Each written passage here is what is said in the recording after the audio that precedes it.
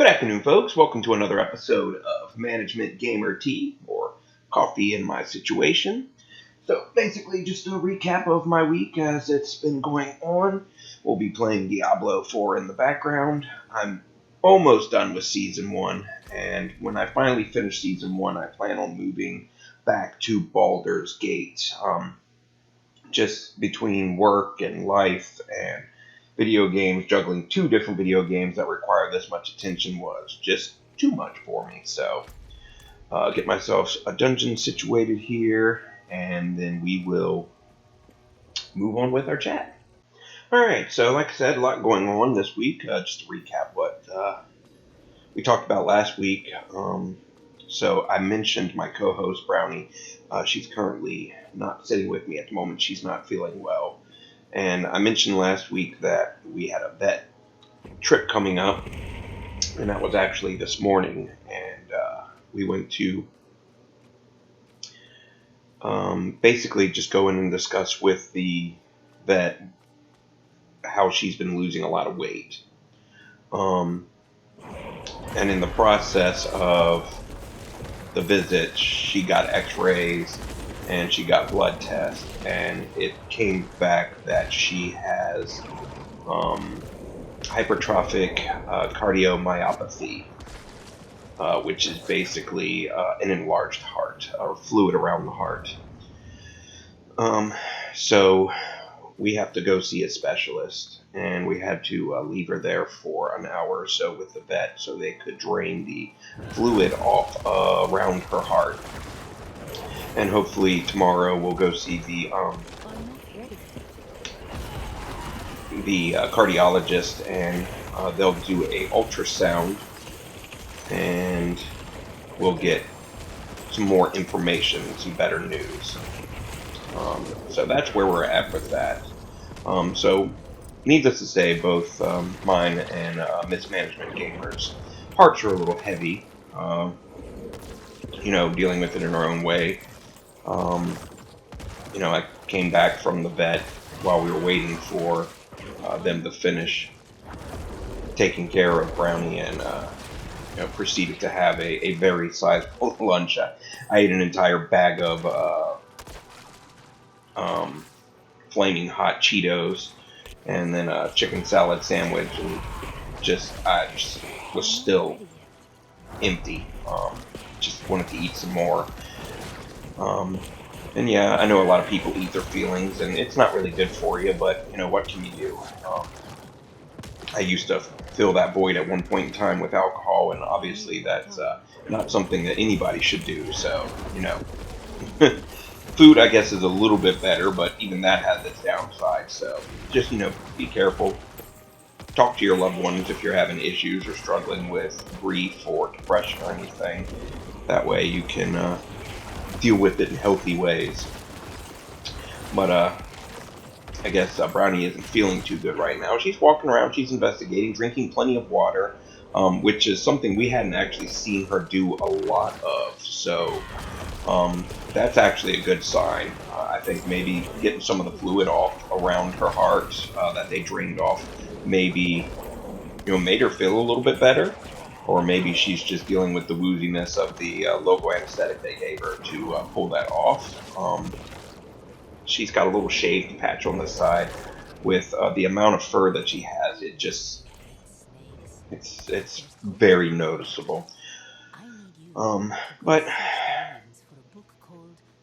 we had a cat storm several years ago, before we had Brownie and Hermes. I guess there was about a 6-month period or so in between the two of them, and Stormy actually belonged to a friend who was having a baby, so we took her in, and she had issues, but she was a great cat, and we loved her very much. And she was also basically wasn't feeling well and was diagnosed with HCM, like Brownie, but we didn't catch it in time, and we lost her about a week later, and it was very sad for us. It was very, she was part of our family, so I don't know.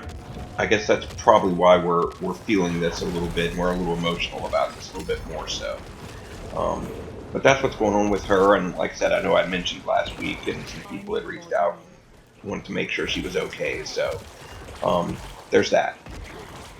So hopefully we caught it in time, and there's articles that say that they can live a sizable amount of years after the fact, after the diagnosis. So we're going to remain optimistic and, you know, give her the treatment she needs to feel better.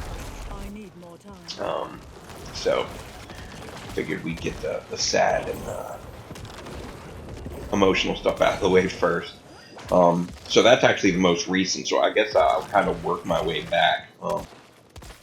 So that's what's going on with the family. With work, just there's some stuff that happened last week that I forgot to mention because I'm scatterbrained and playing video games, and sometimes I get distracted while I'm doing that, and I don't get to go over everything I'm into.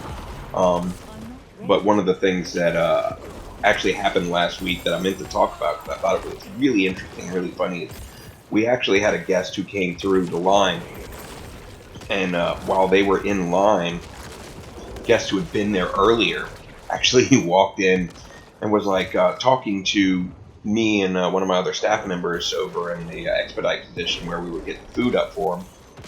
It was like, hey, does any of your staff own this vehicle, this Chevy with this white hardtop out here? And I was like, no, I don't think so. We're not supposed to park right in front of the store, so typically those aren't employee cars there, but maybe it belongs to one of our guests. And we're going back and forth over this. And finally, while we're talking about it, it turns out that another person had pulled up in their Tesla and hit this white hardtop like Chevy SUV. Both of these were extremely nice vehicles. But while we're talking about it, the guest who the car actually belonged to was placing an order with us. And she overheard us and came over and said, well, that's my car. What's going on? And they proceeded to go out, and we held on to the guest's order. I ended up giving her the order for free because it turned out they were having a bad day. So, take care of your guests. That's what we did. But we kind of got a little soap opera drama. So the guest who hit the car actually looked at it and then just walked into the nail salon next door like no big deal. Didn't even try to figure out whose car they hit. Didn't leave a note or nothing. And our guest walked outside with the people who brought it to our attention, and they were looking at the car. And finally, the woman walked into the nail salon next door, and next thing we know, her and the other person walked out. I say person because I don't know what pronouns they use. I don't know what they identify as. I know that at one point they said they had to go pick up their wife, but I don't know. I try to be respectful, so. But they were getting very heated and using their hands and talking, and apparently this guest said that they hit the car, but the other person was out there when they did it, and both of them it's no big deal. And our guest, whose car was hit, was like, no, I was in line ordering food when these other people came out. And the other people, the person in the Tesla, was trying to drive away. And our guest was like, no, you ain't going nowhere. And was calling the cops, and the cops showed up, and the cops wanted to come in and talk to us and, find out what was going on, be a witness that the guest was indeed inside and the other guest was trying to leave. And it was just a whole rigmarole, but I don't know, it was really interesting. You hit somebody else's car, especially if you're driving something like a Tesla or something, unless you're living beyond your means and you're trying to show off, you'd think you'd have good insurance on a car like that. When we had a car and it wasn't paid for, the bank loan required us to have full coverage so that, they're taking care of their business. That way, if the, car's hit or something, they get their money in the long run, right?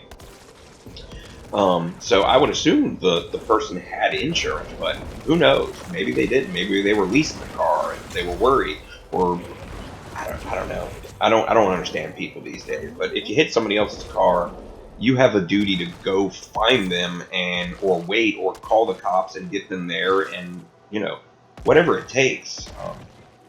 It's just the right thing to do. But anyway, we got to watch that drama. That was actually last week, and I meant to mention that on the last video, but I forgot about it. Like I said, I got to talking about other things.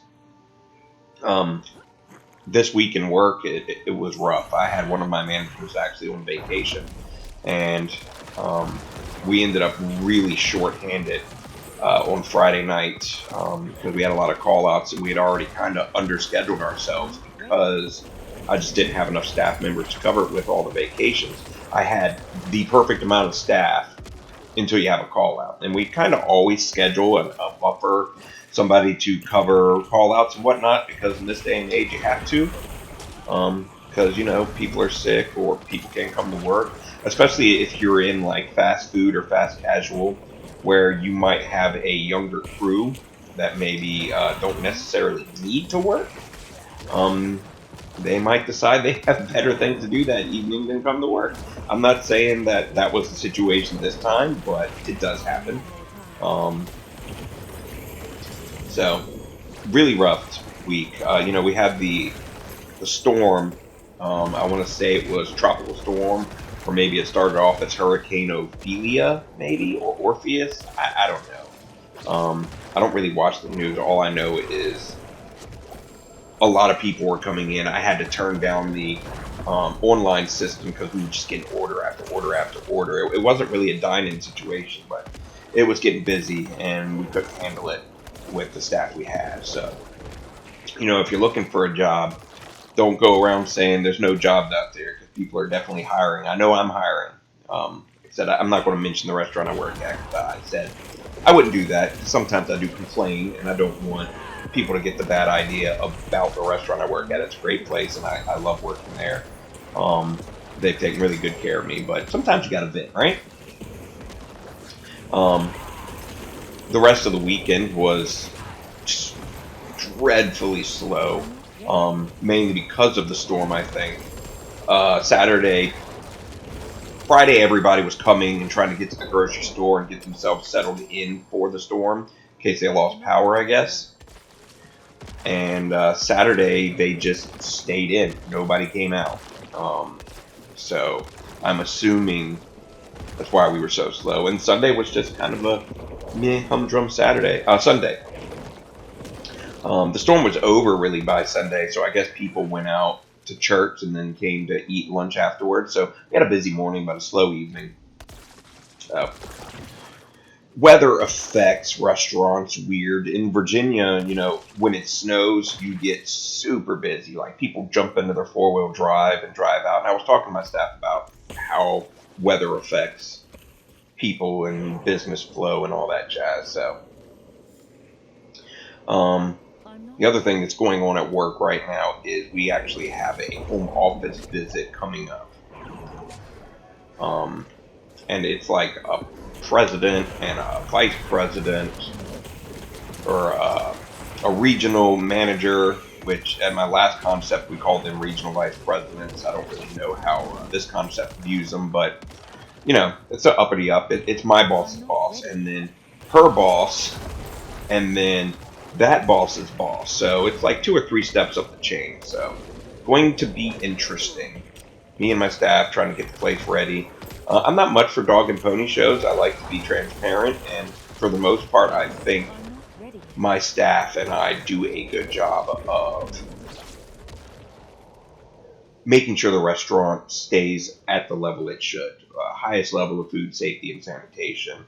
But staff gets nervous when uppity managers come in, the upper management, and they make bad decisions sometimes. So you just gotta watch them and make them understand that these restaurant higher ups, although for the most part, most of them have worked in the restaurant industry for years, and at some point they were a dishwasher, or they were in the production line, or they were taking care of a guest in the dining room. So you can't get all bent out of shape about it. You just realize they're people. There are those that basically went to college, and there's nothing wrong with that, and have degrees and never worked in a kitchen, never worked on the front line. They just got a degree that taught them how to do it. So we cut them a little more slack, and sometimes we tell the staff that they just haven't been on the front line in a while. Um, they have to come up with ideas, and we have to figure out a way to implement them properly. And that's how you have to explain it. Like, when they decide to change a recipe that everybody knows and loves.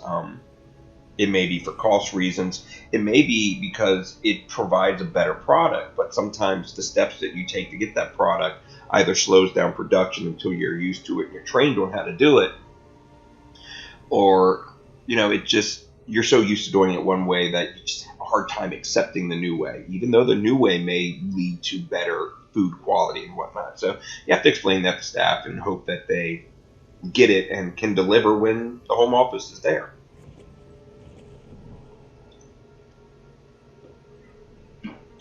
So me and Miss Management Gamer had our 16th wedding anniversary last week, and I mentioned that in the last video. We were going out the next day to a restaurant, and so I'll tell you a little bit about that. So we went to this restaurant, and apparently it was got critical acclaim in Southern Living or something for 2023. It's called 21 Spoons. And you can give an honest opinion of the restaurant. It's a good restaurant. I'd like to go back and try some other items on the menu. But it's a smaller, it's not a chain or a corporate restaurant or anything like that. They're a farm-to-table restaurant, so they use like local food from local farms to make their salads and their asparagus and whatnot to make the food. And it's a small menu. There's not a lot on it, but it's got a bar, and they do like craft cocktails. They do mocktails, which maybe I didn't point it out to Miss Management Gamer that they had them until afterwards, and she probably would have ordered one. But some of them looked interesting. One of them was kind of weird. It was a mocktail that was made with like a fig puree and like egg white and some other stuff. I think it would have been a frothy drink. I think it would have been interesting. I might have tried it, but I ended up just getting myself a chai because I sometimes just like to, have something hot to drink while I'm eating my food. But I ended up getting a flounder cooked in a Mediterranean style. It had a habanero sauce, and the rice was, I want to say it was a Jamaican style rice. It was creamy. It tasted really good, but the fish was flaky, and the sauce was on the side, and the rice was over here. It was one of those things where you had to kind of eat everything together, but the fish was so flaky. It was good. It wasn't fishy. It was very good tasting fish. But to try to get the fish into the sauce, I just wish they had put the sauce on top. I know it was for plate presentation, and a lot of times when you go to these super fancy, nice restaurants, that's one of the things that they do. But she actually had a hanger steak or a flank steak that had chimichurri glaze on it. Her food was awesome.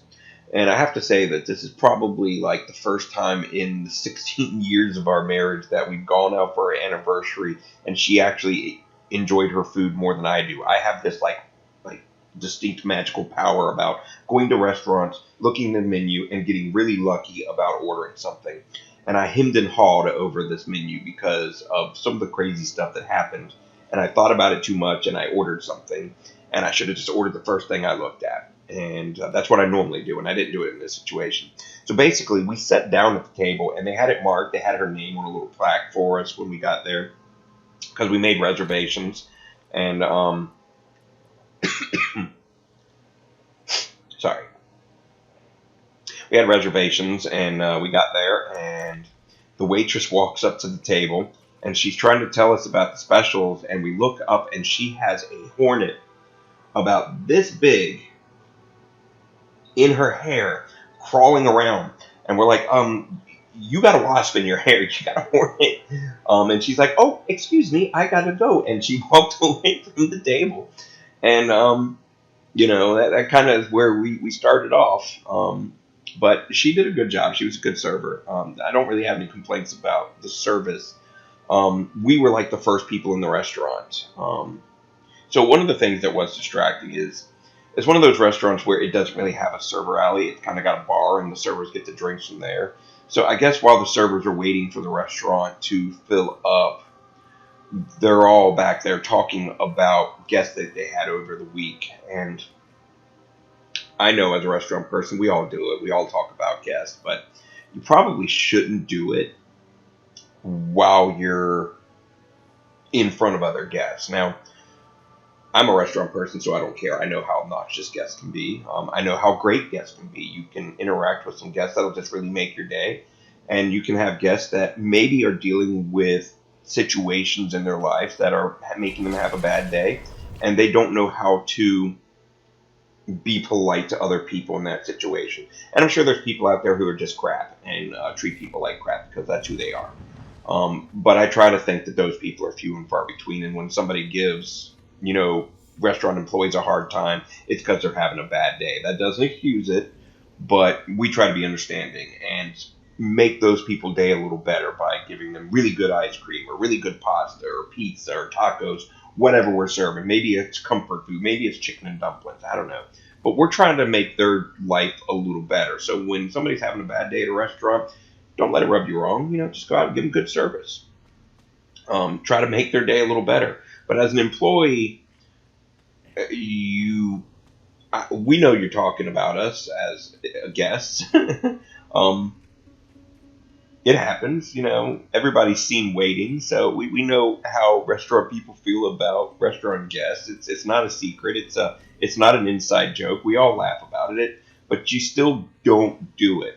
It's kind of like kids who know that Santa Claus doesn't exist, um, still pretend like they believe in Santa Claus to get presents. You know what I mean? It's one of those situations. That's how it is in the restaurant. So that was kind of a little put off, but as soon as the restaurant started filling up, everybody jumped to. Um, there were some things that Miss Manager Gamer pointed out to me that might turn some people off, but the food was really good. The presentation was really good. Her dessert was really awesome. Mine was the dessert of the day, and I really like figs, and it was like a fig tart. Um, it wasn't my favorite dessert in the world. It was a little overpriced for what I got, and it was another one of those situations where I looked at the menu. I saw the dessert I wanted. It was an apple brulee custard. It was like a custard with like apple brulee over top of it. And then they told me about the dessert of the day, and I was like, "Oh, thanks, let's get that." And that was a mistake. I had very bad luck ordering food, but I would say that I'd like to go to the restaurant again. I would say it's probably a 4 out of 5 for me. Um, Next time, I'm going to order the item that I should have ordered last time. Oh, there's the Brownie. Hi, Brownie. So Brownie decided to join me after all. You can't see it, but she's got a shaved spot right here. So we're going to be very careful with the Brownie. She's going to sit down and join us. She's a good girl. Yes, I was hoping you'd come down and sit with us. We're going to get you taken care of. You're such a good girl. Sit down. So that was our anniversary dinner. Um, and then in entertainment news, she's currently rereading the entirety of the Harry Potter series, and she is just tearing through them. She's up to Goblet of Fire. She's about halfway through that, and I am currently listening to A Song of Ice and Fire. I am on book 4 of that. I think it may be book 3. I don't know. I'm listening to them. I have them all on audio, and I'm just listening to them one at a time. The Red Wedding just happened, so I want to say it's book 3, but it might be book 4. The timeline gets kind of skewed in the books compared to the television show. So if you're not familiar with the books and you did the television series, sometimes like a book will go and it'll be like this, and then the next book will start right here, and then because there's different characters giving narration in every book. Um, Like you might have a Bran chapter, and the next book may not have Bran as a narrator, which is good because Bran chapters suck and nobody cares about Bran. I'm sorry if you care about Bran. If you're a Bran person, go Team Bran, just for you, whatever. But we want to hear about Tyrion. We want to hear about Daenerys. We want to hear about Jaime Lannister. But nobody really cares about Bran or the Three-Eyed Crow. It's just not an interesting storyline. Maybe it will be when it's completed. But that HBO ending, whew, don't get me started on that. Continuing to watch the Wheel of Time series, I think we're nearing the end of season 2, and I think as a show, it's finally coming into its own. So that's good. If you've read the books or you're following the show, the Aes Sedai have really just kind of met up with the Shan who enslave Aes Sedai and use them as like magical weapons. So that's kind of interesting, and the way they did it is pretty good. I mean, they use these collars and leashes to control the Aes Sedai, which are like the female wizards, and then there's the male wizards that are gentled or put down because male wizards go crazy in this world because the male side of the magic is tainted. Wheel of Time, really should watch it. Haven't touched on Yellow Jackets since my last recording, so I don't know what's going on there. Probably will watch some of that later on tonight, I'm hoping. And we're still about, I don't know, maybe 2/3, maybe 3/4 of the way through Murder, She Wrote. There's like 12 seasons of Murder, She Wrote, and I think we're at the end of season 7. But I think the later seasons have less episodes, so I think we've made it a little farther along than it seems. But there's like 240 episodes, and they're all like 40 minutes long. So, it's Murder, She Wrote. It's awesome. I mean, you see these characters from like the 70s and 80s that are actually actors and actresses from like the 50s and 60s playing these characters, and then you have these young actors who are now like older actors of this generation. Like, they were kids when these came out, and now they're like leading men and women. Like, there was an episode that had Courtney Cox in it, and she was like, I don't know, 18 or 19. Like 3 Friends and everything.